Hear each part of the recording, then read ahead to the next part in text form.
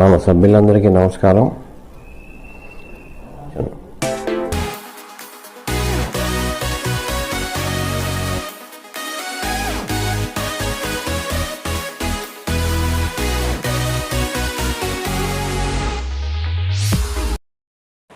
Hi friends, this is Sahadev Varma.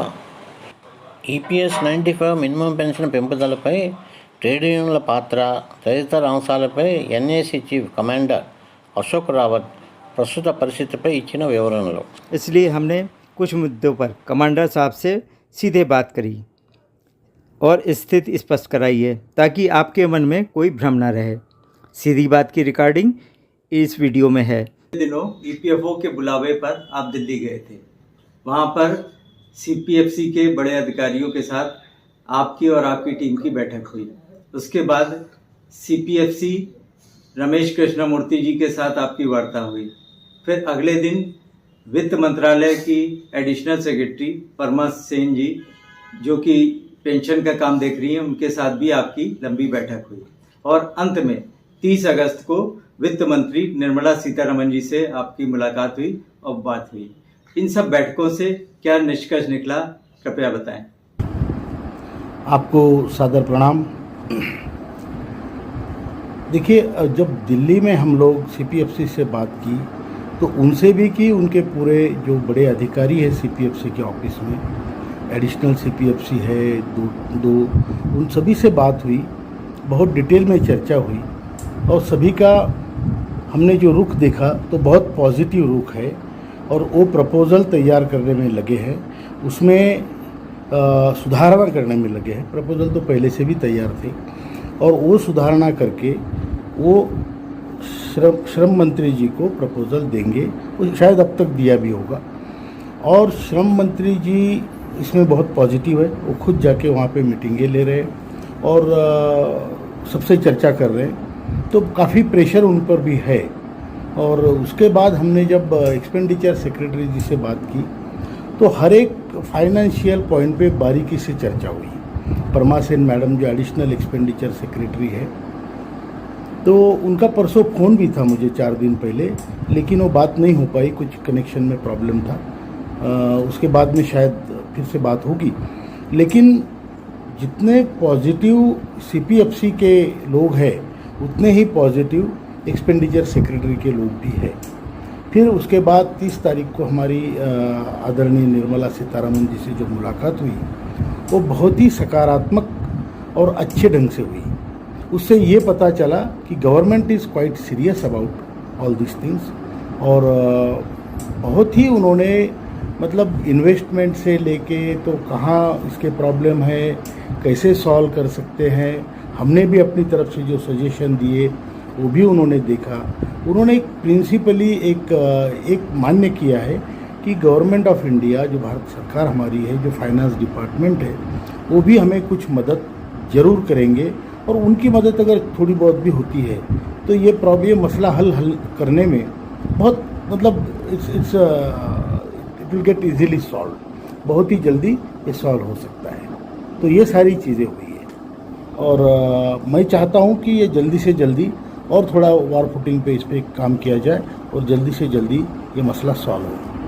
माना साहब, आपकी टीम पहले भी कई ट्रेड यूनियन के नेताओं से मिल चुकी है, जैसे इंटक हुए, C2, HMS और BMS, इन सभी के राष्ट्रीय नेताओं से आपकी टीम की मुलाकात हो चुकी है. उन लोगों ने भी आपका साथ देने का आश्वासन दिया, पर वो आश्वासन वैसे ही साबित हुए जैसे सरकार के मंत्रियों ने बार बार आश्वासन दिए पर किया कुछ नहीं. अब कुछ ट्रेड यूनियन जागी हैं, वो भी आंदोलन करने की बात कह रही हैं, तो इसके बारे में आप क्या कहेंगे? ये बात सच है कि हमने सभी ट्रेड यूनियनों को कई बार उनसे बैठकें की, मुलाकातें की, प्रेजेंटेशन दिए, रिप्रेजेंटेशन दिए और उन सभी के समर्थन के पत्र भी हमारे पास है. इंटक का हमारी पूरी तरह से समर्थन है, कम्युनिस्ट पार्टियों का समर्थन है, ट्रेड यूनियनों का, और बीएमएस का भी समर्थन पत्र हमारे पास है. हमने हिरेन पांड्या जी से मुलाकात की, हिमते जी से मुलाकात की. ये सभी लोगों से मुलाकात करने के बाद उनके हमें सपोर्टिंग लेटर्स भी प्राप्त हुए हैं. पहले ट्रेड यूनियनें अलग अलग मांगे कर रही थी, लेकिन इस बार जब फाइनेंस मिनिस्टर को ट्रेड यूनियन के सभी ट्रेड यूनियन को उन्होंने बुलावा भेजा तो उन्होंने एक कॉमन डिमांड रखी कि EPS 95 पेंशन ये 9,000 की रहे, जबकि हमारी मांग 7,500 महंगाई भत्ता है। महंगाई भत्ता जरूरी इसलिए है कि फिर आप एक बार में पेंशन बढ़ाने के बाद फिर आपको सोचना नहीं है, वो महंगाई के साथ थोड़ा सा बढ़ता जाएगा और जो जीवन स्तर है उसके हिसाब से मिनिमम 2 लोगों के जो उपजीविका के लिए ठीक रहेगा। अभी इस पे सभी की सहमति तो है, आंदोलन करने जा रही है। अब BMS आंदोलन करने से हम किसी को रोक तो नहीं सकते और वो उनका अपना निजी मामला है। अगर वो करना चाहते हैं EPS के सपोर्ट में तो बहुत अच्छी बात है, उसका वेलकम ही है। लेकिन जो डिमांड है वो सभी संगठनों से परे हैं, वो मुझे समझ में नहीं आया। वो मांग रहे 5,000 और महंगाई भत्ता। भाई जब 7,500 और महंगाई भत्ता के बारे में हमारी बात आदरणीय प्रधानमंत्री जी से 2 बार हुई है, आदरणीय वित्त मंत्री जी से हुई है 2 बार, श्रम मंत्री से 20 बार हमने रिप्रेजेंटेशन दिए, ब्यूरोक्रेटिक लेवल पे वित्त सचिव, एक्सपेंडिचर सचिव 2 घंटे की मुलाकात करके अच्छा प्रेजेंटेशन करके रिपोर्ट देके उनकी सहमति प्राप्त करने के बाद अभी भी एक्सपेंडिचर सेक्रेटरी या वित्त मंत्री के साथ बैठक करके आदरणीय उनके साथ भी बैठक करके 7,500 महंगाई भत्ते की बात पर चर्चा हो रही है। तो ये 5,000 और महंगाई भत्ता मांगने का कोई लॉजिक मुझे तो समझ में नहीं आया। तो खैर वो उनकी बात, तो मेरी उनसे प्रार्थना है कि आप अगर आंदोलन करना चाहते हो तो 7,500 महंगाई भत्ता के लिए करो, तो लोग भी आपको सपोर्ट करेंगे। तो ये है। और ट्रेड यूनियनों का वैसे जनरली हमें सपोर्ट है। हमने अभी तक एक आदमी ऐसा नहीं देखा जिसने कहा कि आपकी मांगे ठीक नहीं है या आपका आंदोलन ठीक नहीं है। कोई पॉलिटिकल लोग हो, चाहे सत्ताधारी हो, चाहे विपक्ष के हो, कोई भी सांसद हमें मिले या कोई भी ट्रेड यूनियन के लोग मिले तो उनका हमें सपोर्ट ही प्राप्त है।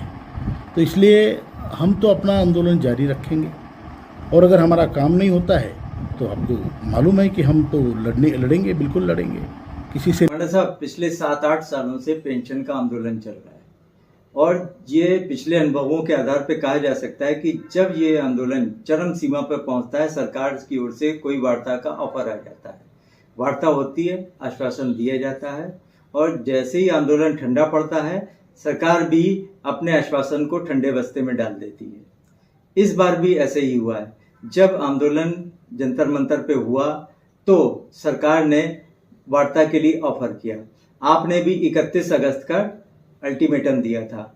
उसके बाद वित्त मंत्री निर्मला सीतारमण जी से वार्ता के बाद आपने उसे 15 दिन बढ़ाकर और टाइम दे दिया है। पर अगर सरकार कुछ नहीं करती है तो आपको क्या करना होगा?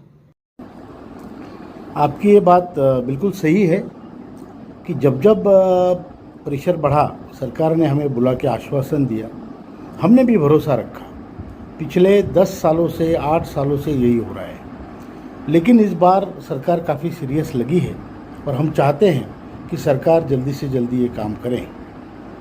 हमने तो दिल्ली में हमारे CWC में सेंट्रल वर्किंग कमेटी के मीटिंग में भी ये कहा है कि अगर हमारा काम हरियाणा और महाराष्ट्र के इलेक्शन से पहले नहीं होता है तो बीजेपी को हम सहयोग नहीं करेंगे, क्योंकि लोग भावना ये है कि अगर हमें हर बार हमारा काम नहीं होगा तो हम उनको कैसे मदद कर सकते हैं। इसका परिणाम आपने लोकसभा में भी देखा। कई कारणों में से EPF का कारण भी है, EPS पेंशनरों का। और इस बार महाराष्ट्र, हरियाणा, जो भी इलेक्शंस है, झारखंड, उत्तर प्रदेश के बाई इलेक्शंस, इसमें इसका परिणाम बहुत बड़ी तौर पे दिखेगा। और मैं चाहता हूं कि सरकार इस पर अमल करे और अगर वो हमारा काम करते हैं तो हमने ठान लिया है कि हम उनका काम करेंगे। ऐसा भी नहीं कि हमारा काम होने के बाद हम भूल जाएंगे। तो ये इस बार ये शायद उनको पता चला होगा या चलेगा, तो यही है। और हम चाहते हैं कि जल्दी से जल्दी सरकार हमारा काम करे और हमें नाहक उनके खिलाफ जाने पे मजबूर ना करे। अगर ऐसी ही वार्ता करते करते समय बीत गया और आचार संहिता लग गई, ऐसी परिस्थिति में देश भर के पेंशनर जो आपकी ओर आशा की निगाह से देख रहे हैं, विशेष रूप से महाराष्ट्र के लाखों पेंशनर जिनको आपसे बहुत उम्मीद है और आप पे बहुत बड़ी आस्था है, अगर ये सरकार की टाल मटोली में ये कार्य इलेक्शन से पहले नहीं हो पाया और पेंशनों में रोज बढ़ता चला जाएगा तो आप क्या करेंगे? देखिए, लोगों के मन में बहुत गुस्सा है, बहुत गुस्सा है पूरे देश में। हम जहाँ जहाँ जाते हैं लोग रुआ से होते हैं, रोते हैं। लोग पूछते हैं कि हम आत्महत्या क्यों न करें, क्यों न हम सामुदायिक आत्महत्या करें। इतना बड़ा गुस्सा होने के बाद अगर सरकार को ये समझ में नहीं आता है तो इतनी कम सेंसिटिविटी सरकार में ठीक नहीं है।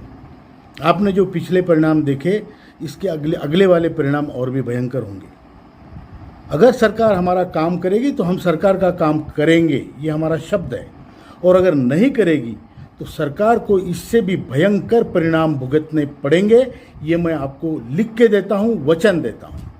क्योंकि इतने बड़े तबके को आप इग्नोर कर रहे हो और बाकी लोगों को फुकट में बांट रहे हो, ये बात अच्छी नहीं है। ये बिल्कुल सहन नहीं किया जाएगा। देश हमारा भी है, हमारे बाप का है।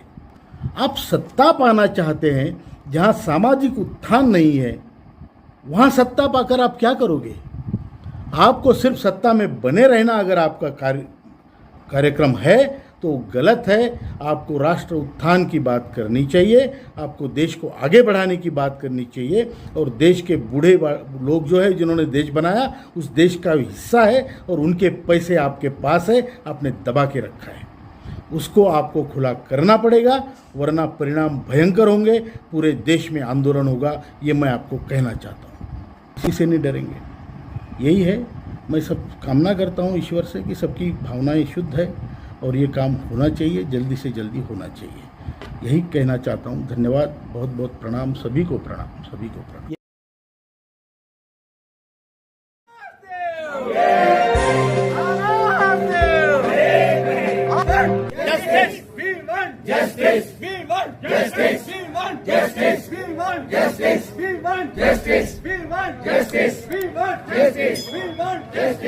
Let us hope for the best.